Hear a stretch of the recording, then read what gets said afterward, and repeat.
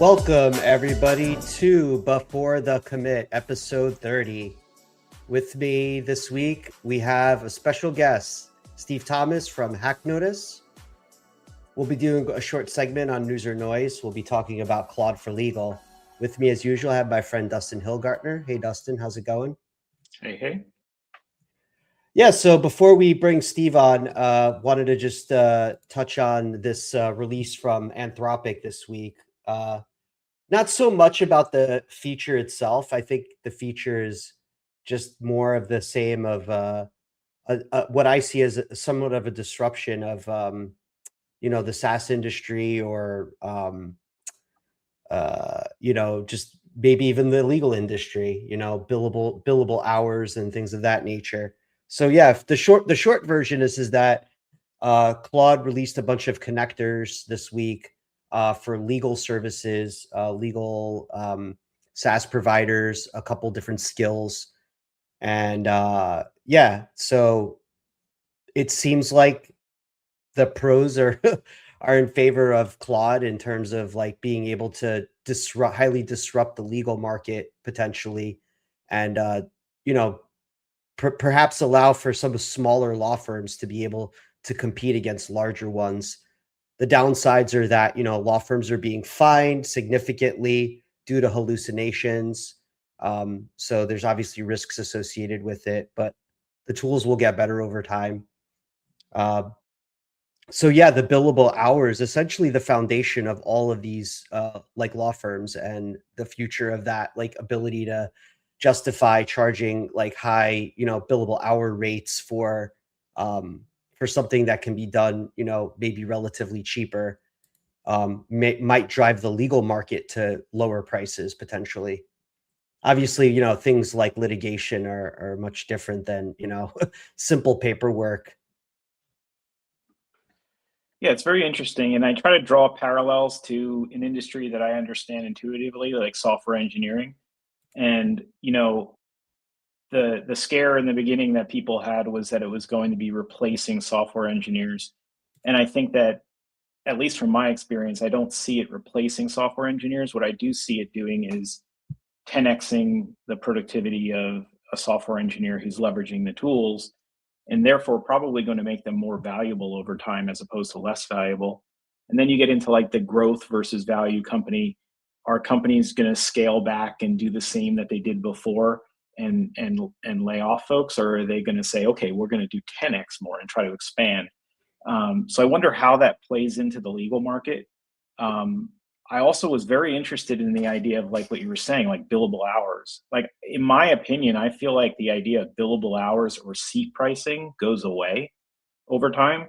And I think that the pricing is going to be more and more based on value.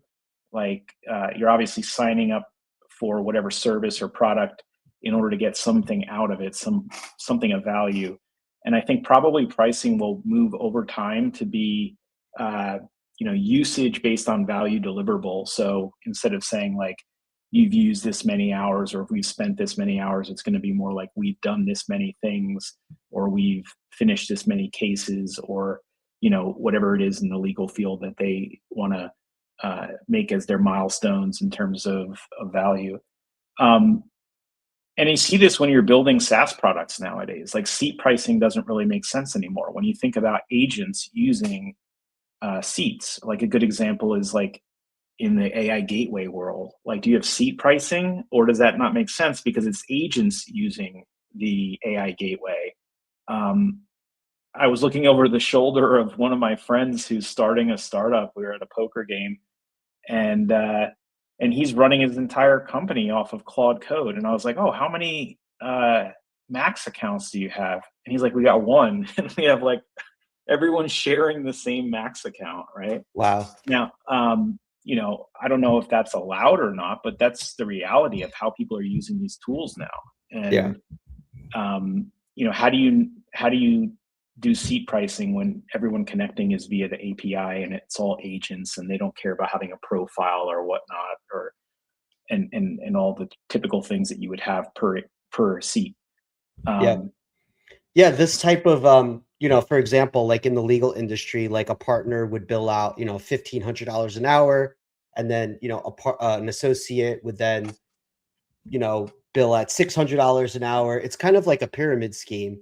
But when you start looking at you're paying a large retainer, and you're kind of delving out all of this work, and you realize that you know another law firm could essentially charge like fractions of that and give you the same experience. Like, I agree, quality and data and all these sort of things are differentiators. Possibly still there's still a human element to having an attorney back you in a court of law or in litigation. But you know and I just say all of that to say that there are other industries that are about to fall the same fate, management consulting, healthcare administration, tax prep. I mean, I know a lot of people that use ChatGPT to prepare their taxes. Not suggesting that, but all of these industries are going, you have now a model provider that is now disrupting industries that they maybe have some subject matter experts for, but it's not their primary business. It's almost like model providers become like the Googles of the world. Like, they own all this real estate, and I say real estate, like territory in all these under industries. Yeah, I mean, it may be that these industries can make a lot more money now that they're not tied to time as much. Because, I mean, I might be generalizing and kind of being naive here, but you'd assume that like a law firm their maximum amount of billable hours is going to be 24 hours times their employees, right? So let's just say that that's somewhere in the ballpark. If they're leveraging AI on the intake and sort of the research, and their members can now review results and do multiple things at the same time, uh, not only does hourly billing not make sense anymore because you're delivering so much more value than the hours that you're spending in the traditional sense, but you can do a lot more. Like, you can do more than 24 hours worth of work in 24 hours, and therefore you'd think that the billing would shift into usage, or probably make more money over time as you can do more stuff. Like, maybe law firms move in the direction of what you see as being alternative law firms, where online will, like LegalZoom or something like that. Maybe law firms move into a category where they're doing more of that type of work, and they can handle that scale now because they have AI agents at their behest. I think that everything's going to change, just Yeah. like software engineering. It's radically different at this point. I see like a line in the sand of businesses that are still operating in the model before, where they're having sprints and engineers are writing code by hand, et cetera.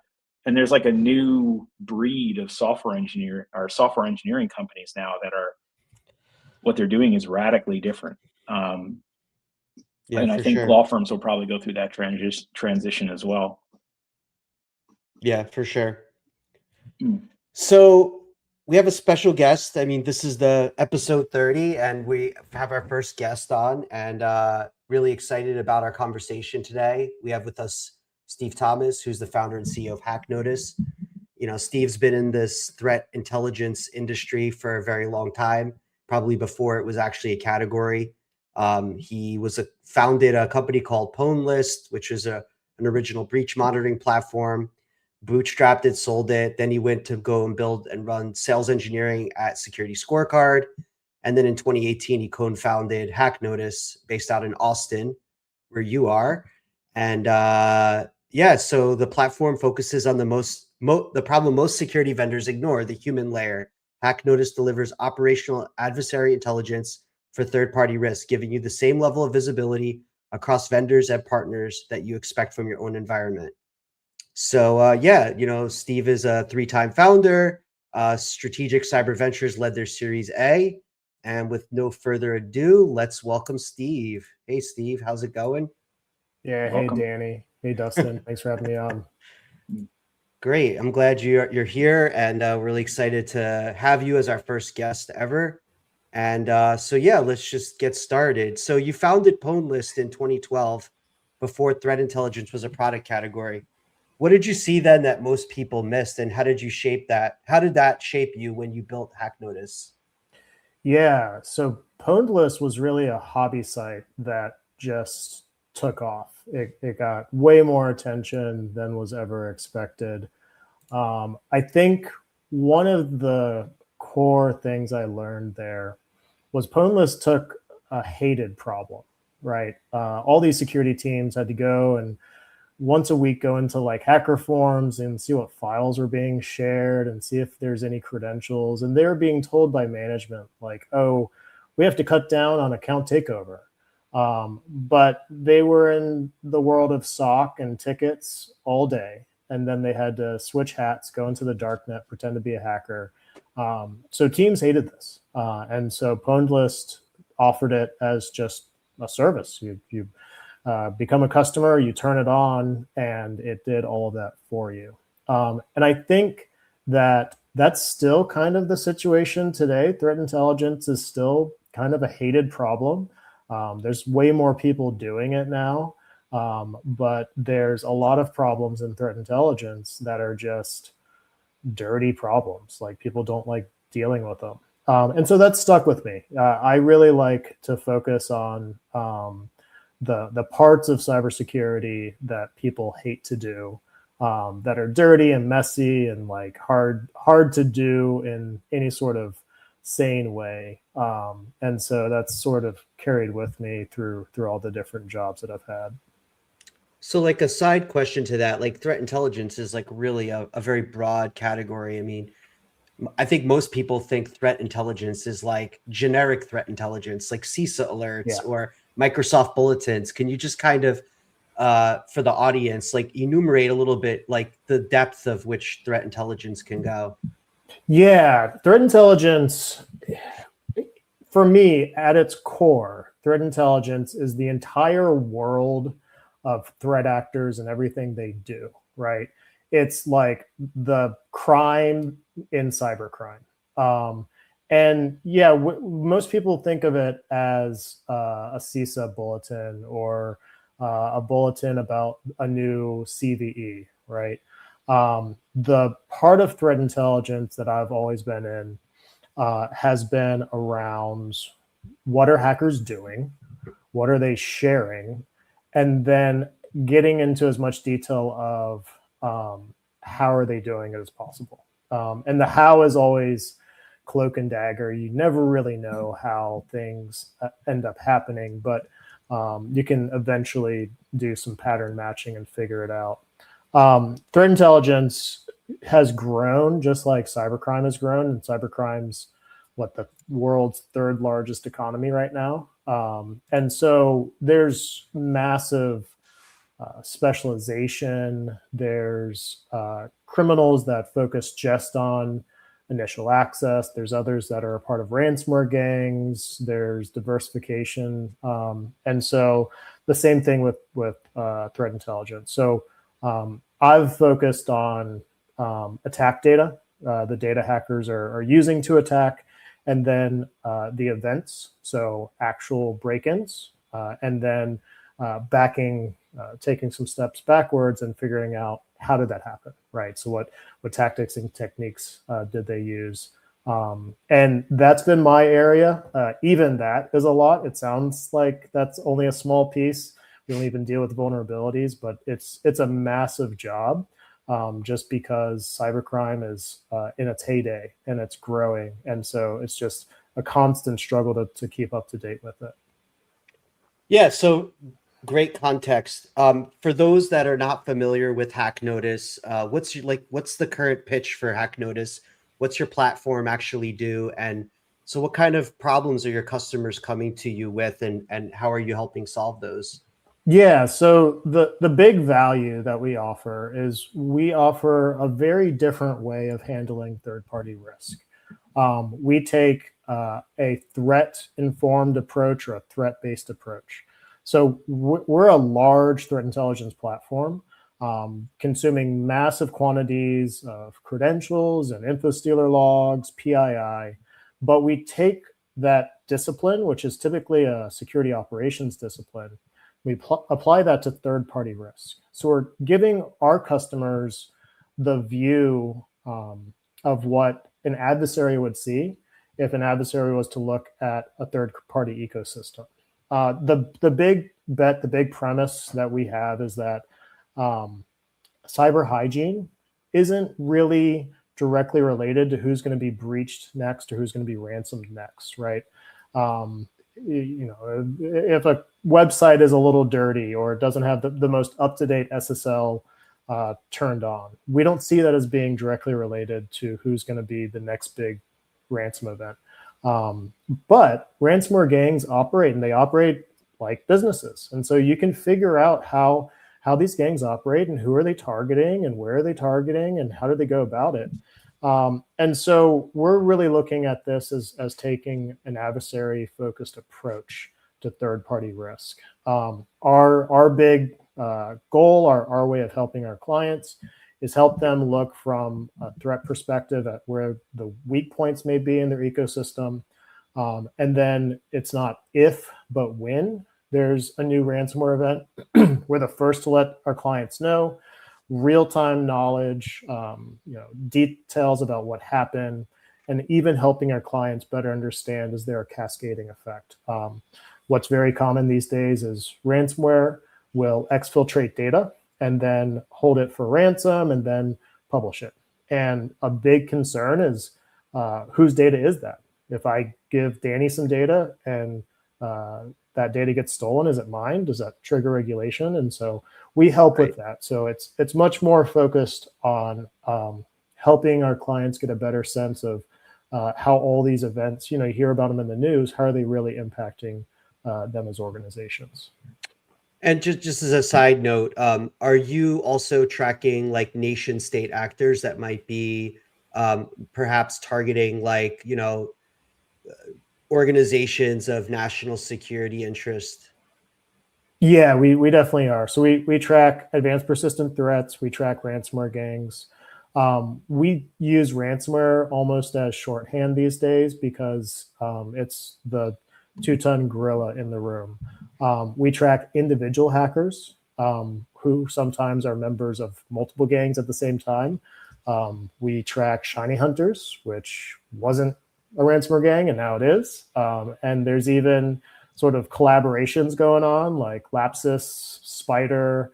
So we'll track them all, and we profile them. We try to get a sense of who they are and who the members are.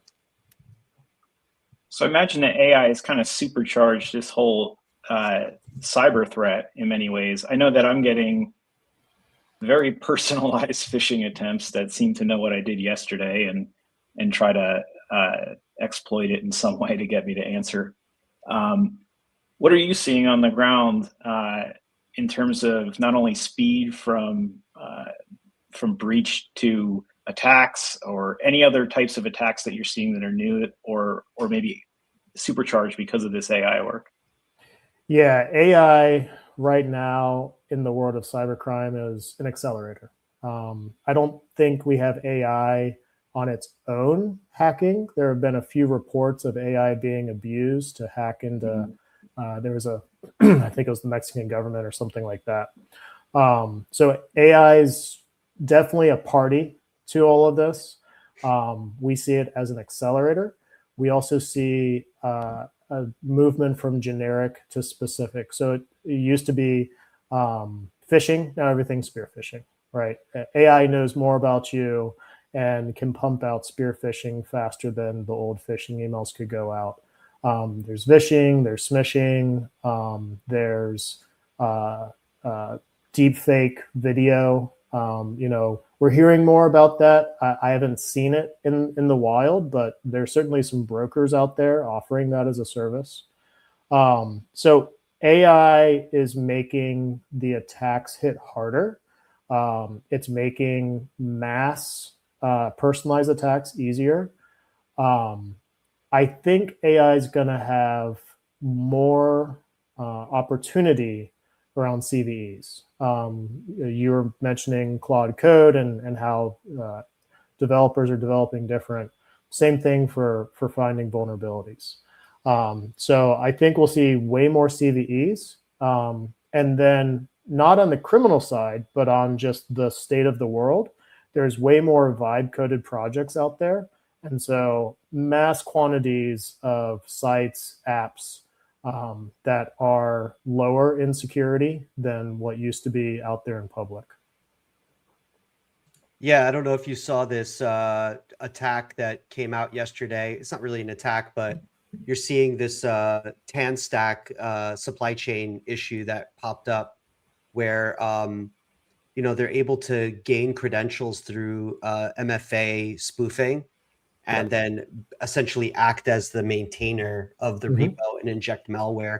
And then a lot of these, I don't know if it's directly connected, but one of the attacks that we've seen is because you can self-publish an npm package, you can essentially like package squat like a package, and then if the AI model hallucinates like a package name, you can basically like almost like sinkhole it and then create a malicious package that eventually somebody might stumble upon. Yeah, these are patterns that we've seen in cybercrime. They're just becoming way easier, right? So taking over NPM packages, injecting bad commits into NPM packages, we've seen it before. Even people resurrecting dead packages, we've seen all of that. It's just way easier now, right? And it's easier for building trust, right? You think of all these public repositories where people are contributing to them. You can have AI make contributions for days, weeks, months, years, and just kind of wait, right? It's pretty low effort to be a contributor and gain trust. And then once you have enough trust, you can sneak in the keylogger you're trying to get in there. We're seeing a lot of really interesting things with code. And so I think code will keep being a vulnerable point because AI is really good at it now. So I keep on hearing about info stealer malware. I guess it's become one of the consequential threats of the last few years. It's not just harvesting passwords anymore, session tokens, API keys, browser data. Why is this such a bigger problem than most security teams realize? And what are you seeing from your vantage point? Yeah, so it used to be like way back in the day that a hacker would hack a site, get the database, usually MySQL back then, export it, grab the credentials, dehash the passwords, and then share it, right? And the big concern was credential reuse, right? I use a password at one site, maybe I use it at another site. Now we've got valid accounts at other sites. The InfoStealer malware is going about it in a very different way. It's all about browser saves, autocompletes, whatever is stored in the browser. And it can happen in a second, right? So it's not a long dwell time. It doesn't require compromising a SQL database. You can click on the wrong link and you're done, right? It steals everything. And so it's not just one potential like password reuse leading to valid accounts. It's all the valid accounts. And it's instant. I think that it's a combination of malware, which is pretty prevalent, right? Happens all the time. And then stolen credentials. And so you combine those two and it turns into a massive amount of data. We've seen the data that we consume. So we don't buy data. We just sit in a bunch of hacker forums and get all the files that are being shared. And with no additional effort from us, our data is tripled and it's all InfoStealer. So just the sheer quantity that's being shared has exploded in the last 6 months.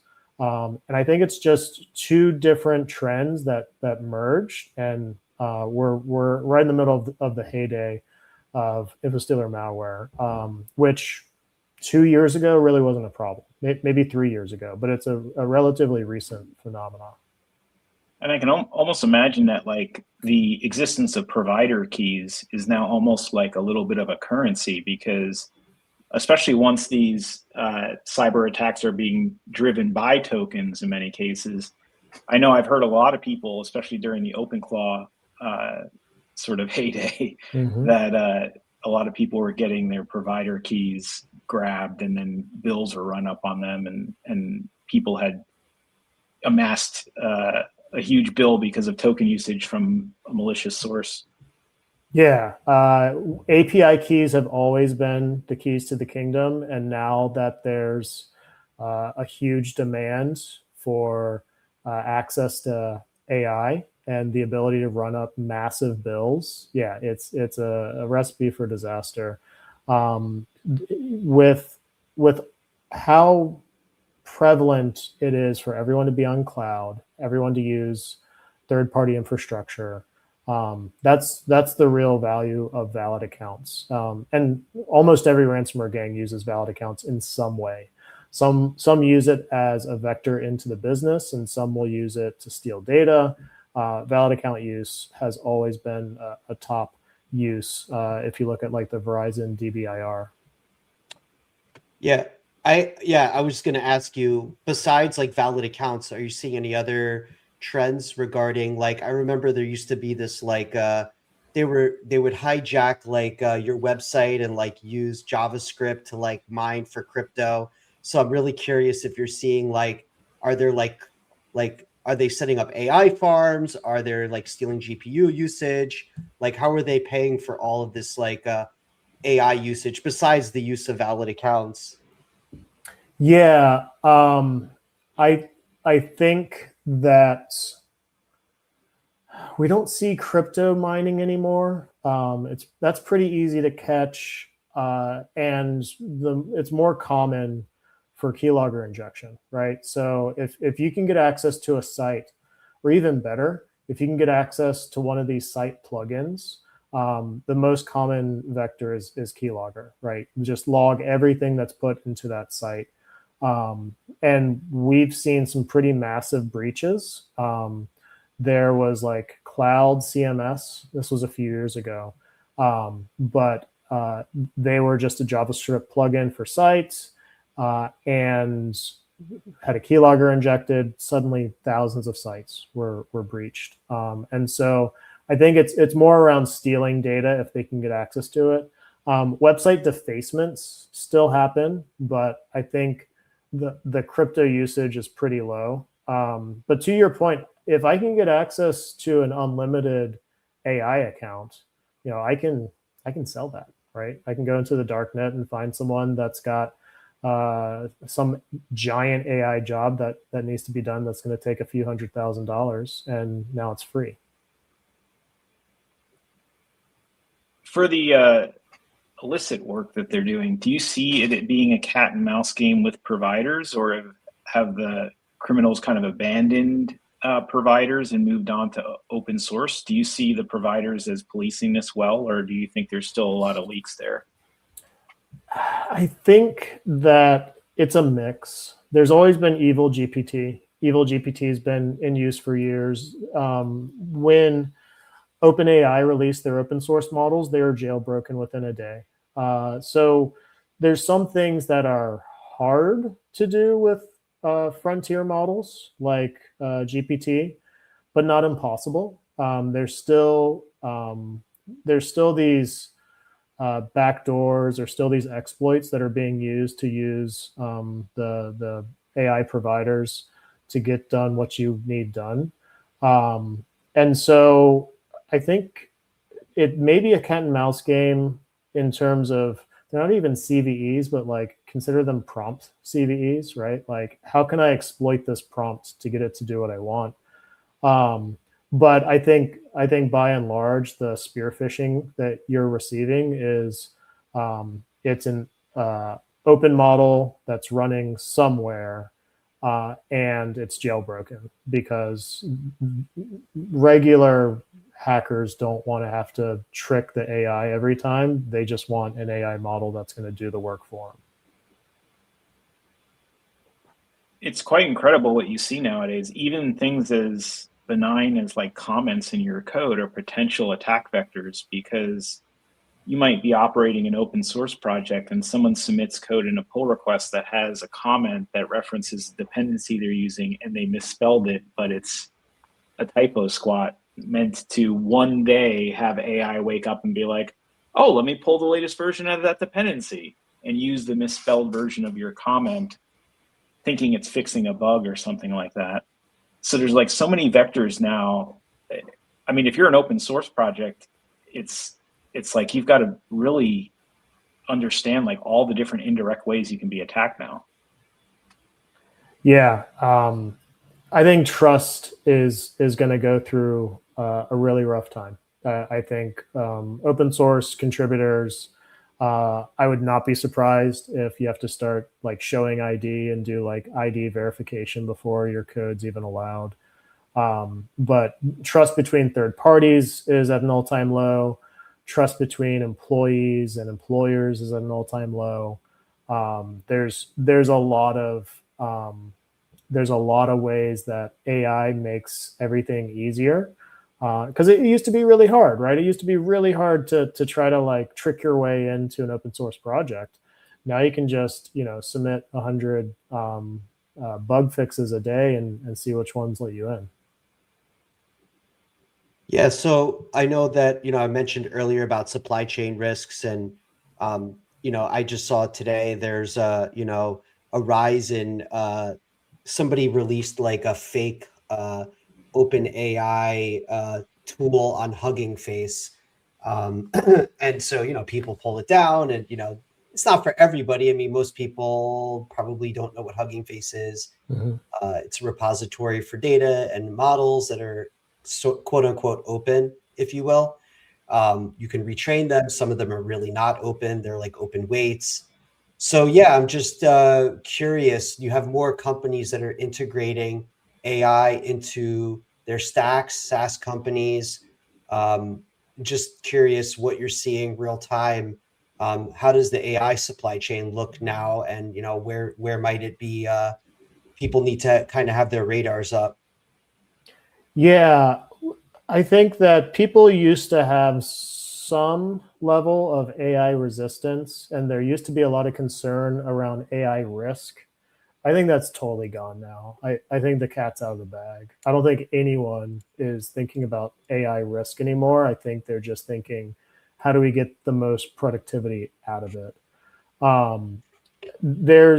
I was talking with an organization today. They have their own internal AI. They're not using the frontier models. They're not using cloud providers. They have their controlled AI.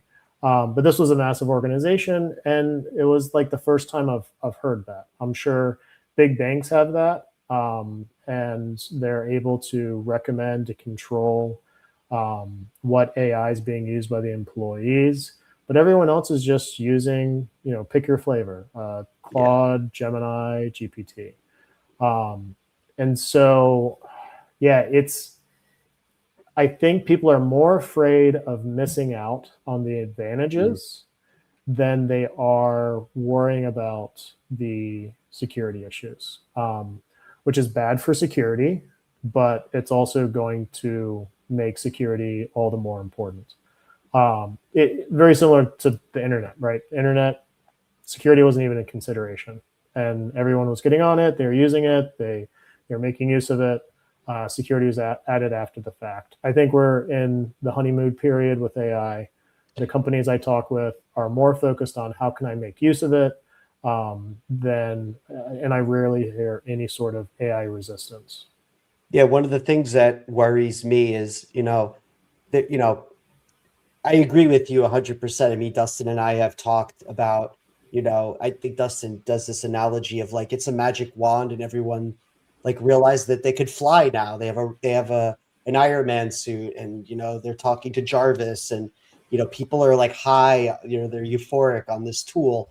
I mean, even, my father, he's like, creating images and, putting himself on a horse, like, and, but like one of the things that, I don't think many organizations realize is that if you don't, and maybe it's a little bit of an opinion here, that if you don't do something and give your employees tools, there's so many free tools out there like free ChatGPT, free DeepSeek, free Quen, which is the I think it's the model that Alibaba has.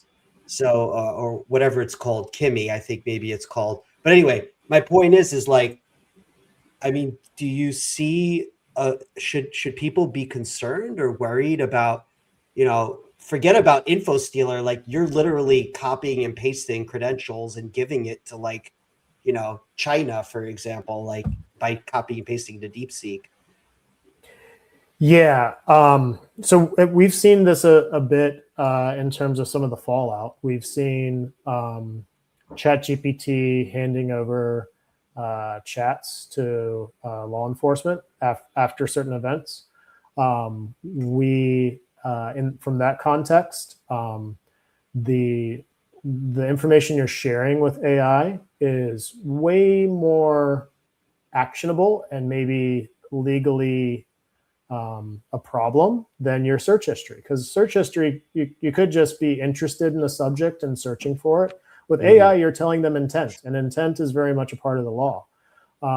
And so we're in a world where people are just telling Cloud, which is someone else's computer, their intent. And that's bad. From a security perspective, that is very bad. The problem is no one cares. Well, the CISO cares, and anyone who's trying to continue to be like GDPR compliant cares, but none of the average employees care. And so I think the smart organizations are directing traffic. They're saying, do this, do this thing.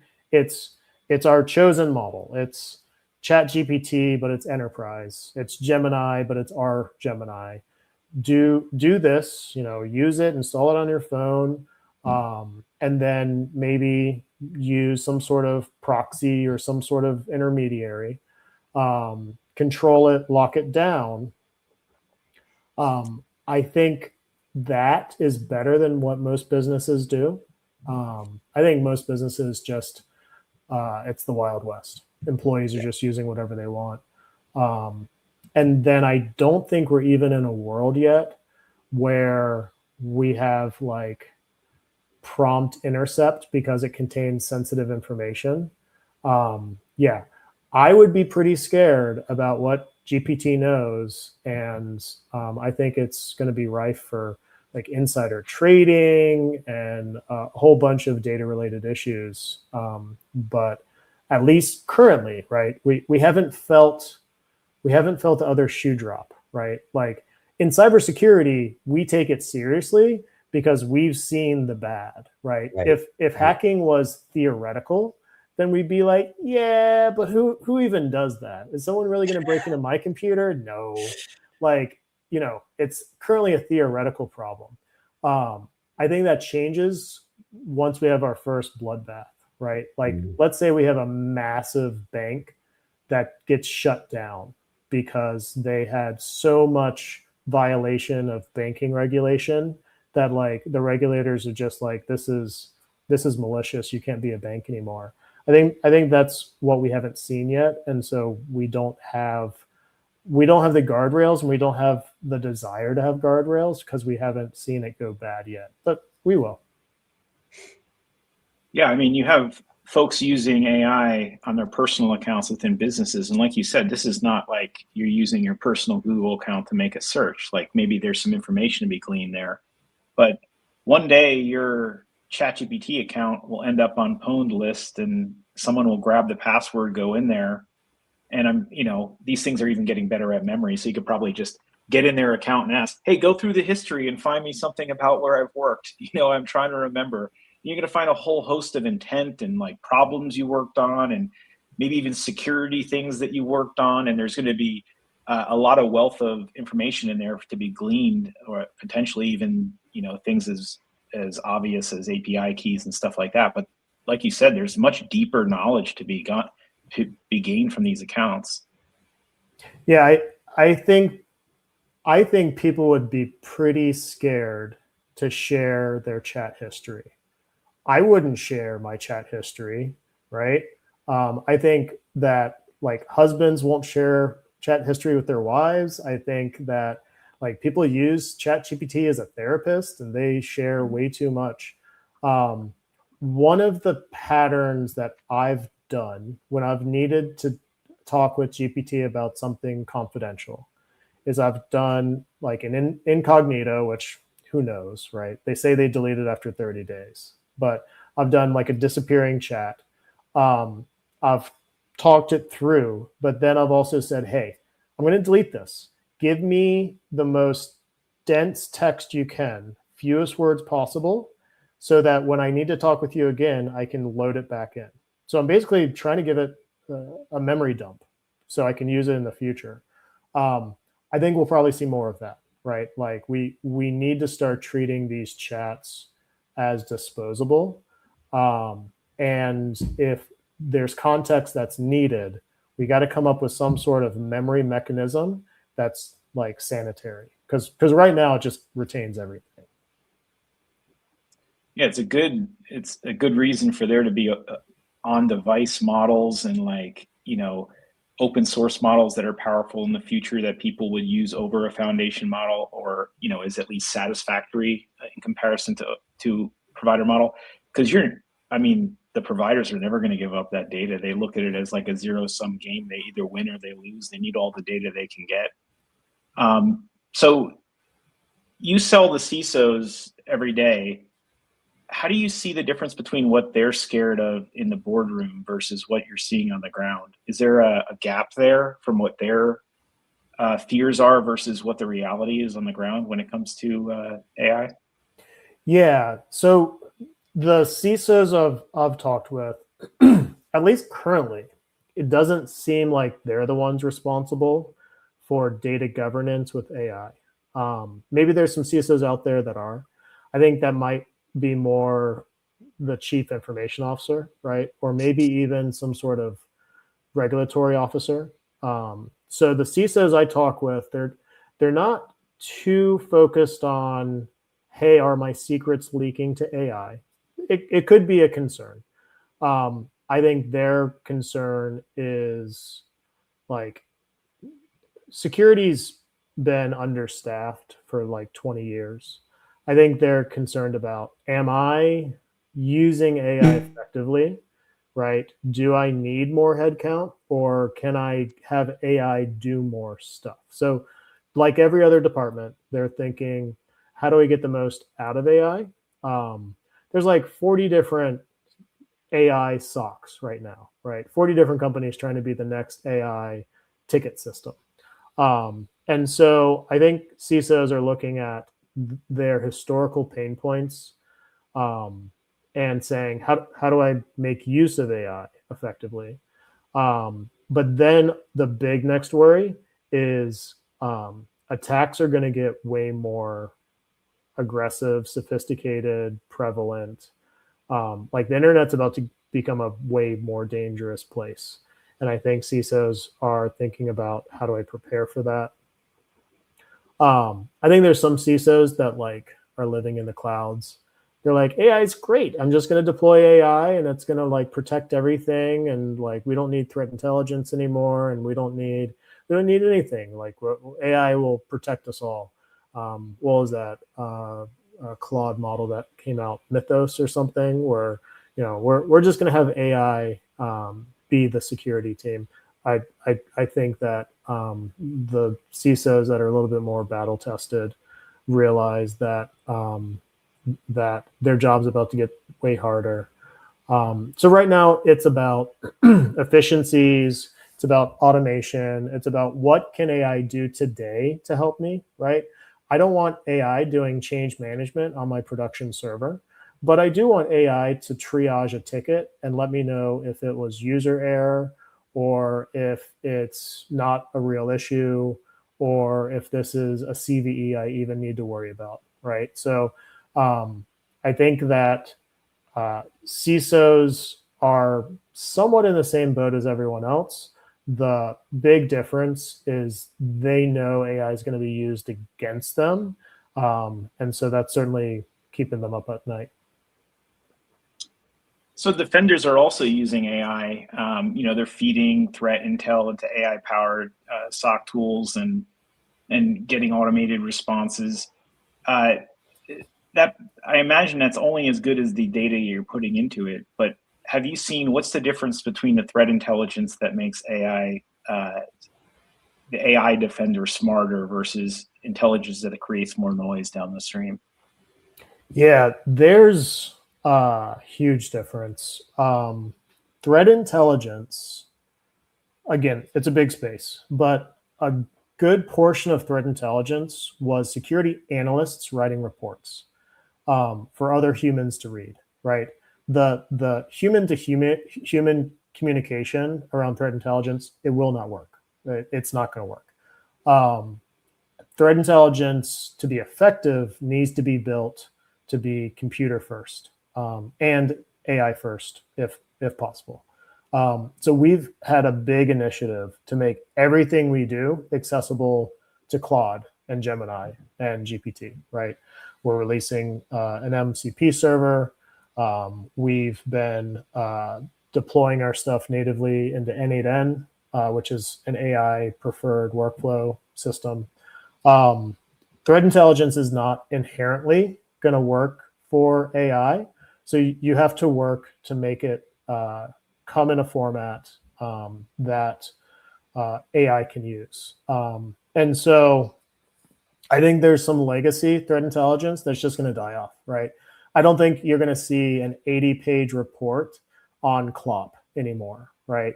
Like a nice PDF with graphics and graphs and like profiles of like Dmitry so-and-so who lives, in Russia, who's allegedly part of CLOP.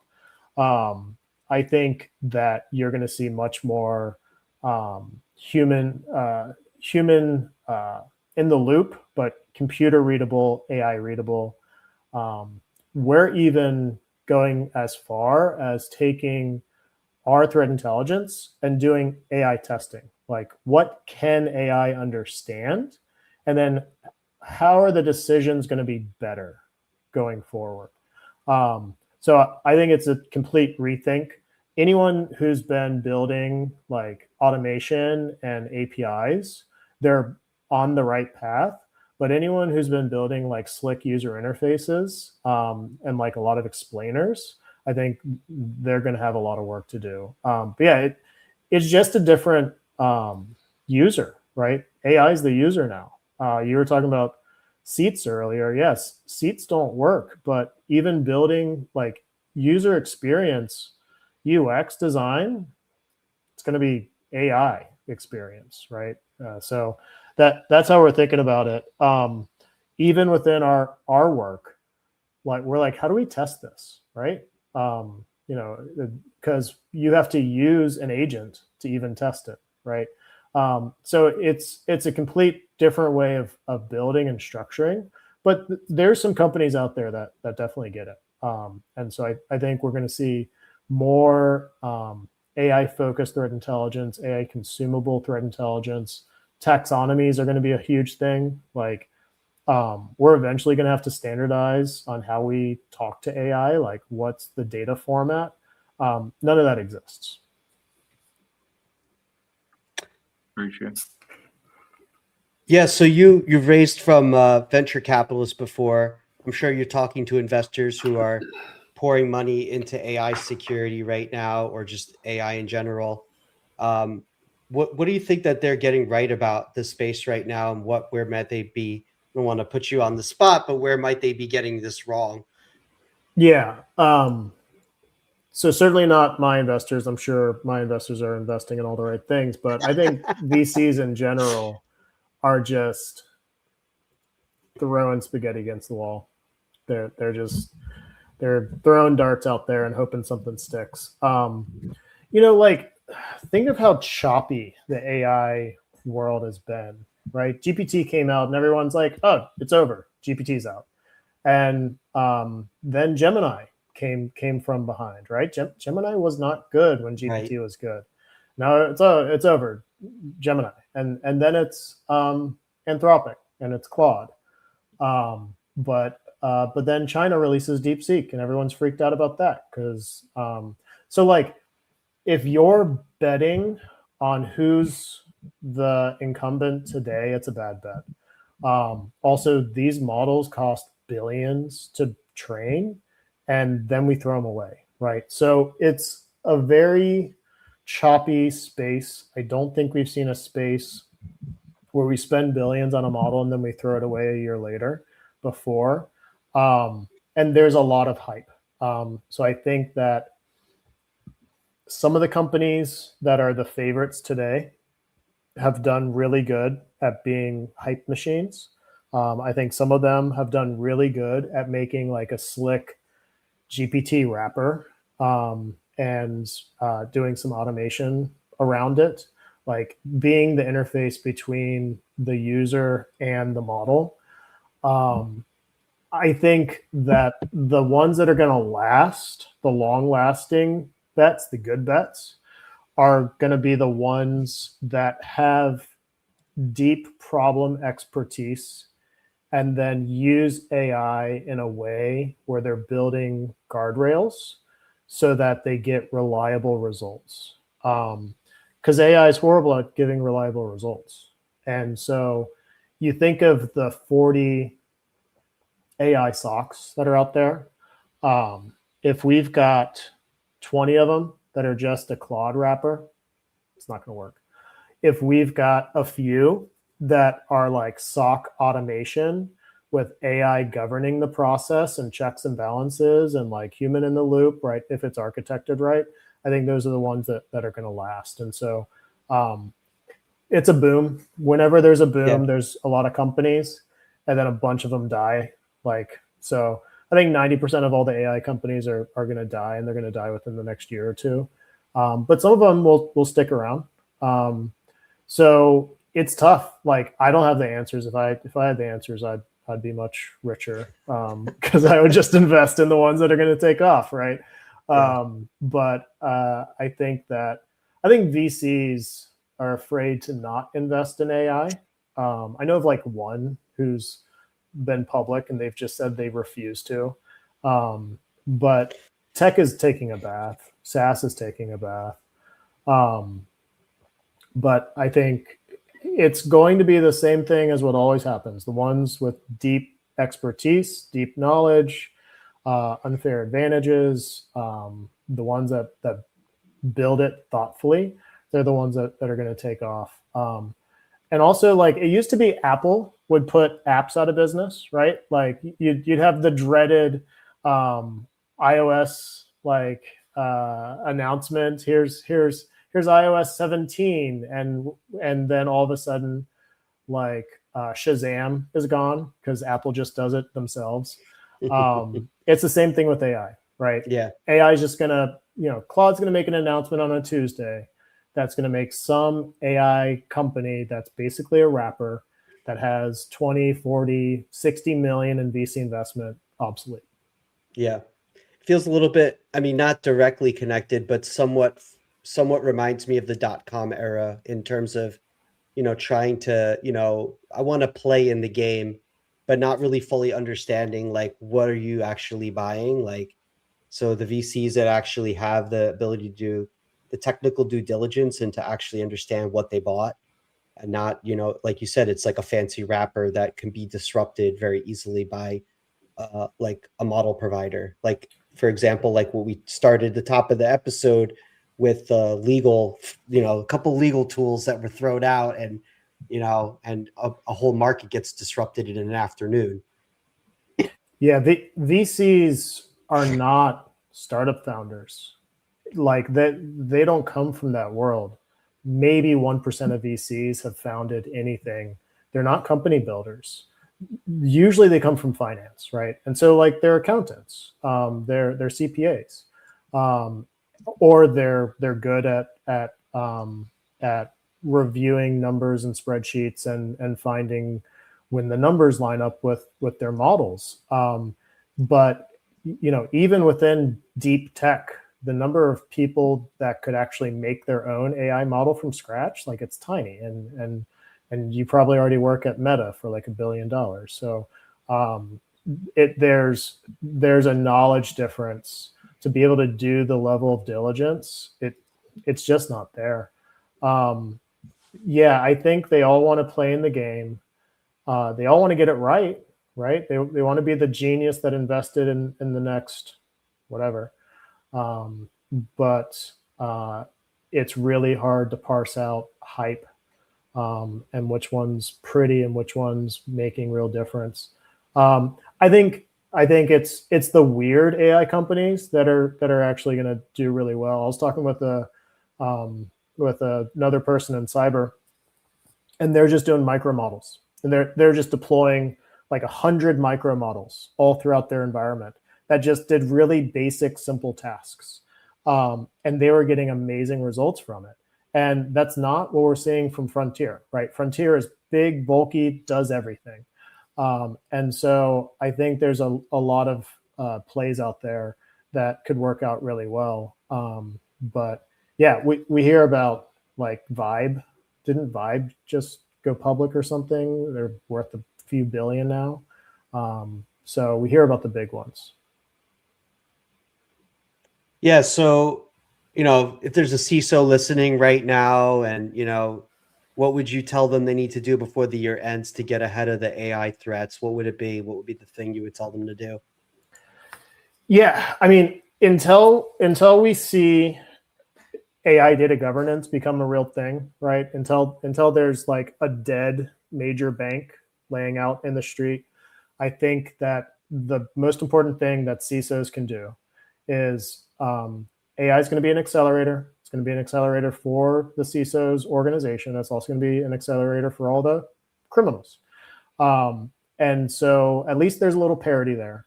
I would just go back to basics. AI is currently not hacking independent. There's a human in the loop, which means that knowing your adversary, knowing how they attack, keeping track of major trends, defending against those attacks, it's the basics, right? So we're just in a world where every CISO is going to be attacked like 10 times more and 10 times more effectively. But if they're doing the basics properly, then they're going to be just fine.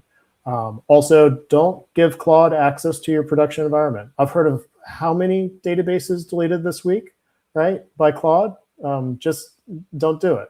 So I think that like putting AI in its proper place, not giving it access to production, right, not letting it do change management on its own, avoid the temptation. So some kind of human in the loop still, before you. Yeah, gotcha. I wouldn't be firing your security team. That's for sure. I think that security professionals should be surrounded by AI, right? Every security professional can be 10 times more effective, 10 times more productive. But they should still be the ones pulling the trigger on these decisions. Awesome. Yeah. So, I mean, it's been great having you here, Steve. Where can people find you? Is there anything else you want to let them know about HackNotice? And yeah. Yeah. So I think we've covered HackNotice in detail. We're really helping change the way that people look at third-party risk and threat management. We're going to be all over the US this year at a lot of conferences. The next one up is CEFPRO in New York. That's going to be in June. And then what do we got after that? We're going to be in Philly. We're going to be in Chicago. We've got, and I'm doing Sans Fire in DC in July. So those are the next few coming up. And what's your website again? HackNotice.com. Awesome. Thanks, Steve. Thanks, everybody, for joining. We'll see you next week on episode 31. Take care, everybody. Thanks, Steve. Thanks, guys.